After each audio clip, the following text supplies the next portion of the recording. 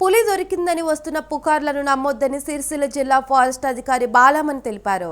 Vemulawada rural మండలంలో పులి సంచరిస్తున్న ప్రాంతాలను పరిశీలించామని చెప్పారు.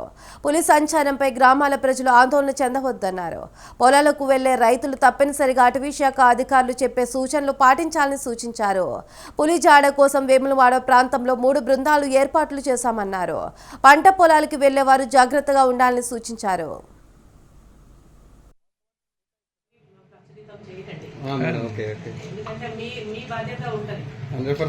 ఫారెస్ట్ ప్యాచ్ లో టైగర్ తిరుగుతున్నట్టు కొన్ని ఆనవాళ్ళు అక్కడ అటువైపు జగిత్యాల డిస్ట్రిక్ట్ వైపు లభించాయి.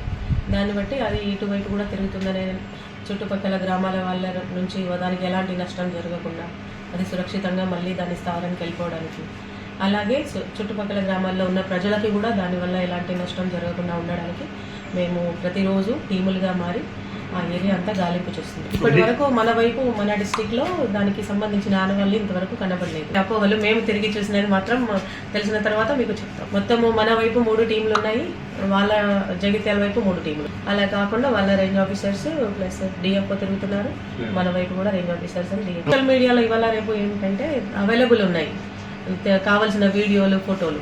అందుకని అవి పెట్టి అపోహలకి గురి చేస్తున్నారు, భయభ్రాంతులు చేస్తున్నారు ఆ చుట్టూ ఉన్న ప్రజల్ని.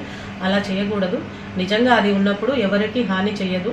మామూలుగా అడవి జంతువుల్ని కొట్టి తినడానికి వస్తుంది, లేదంటే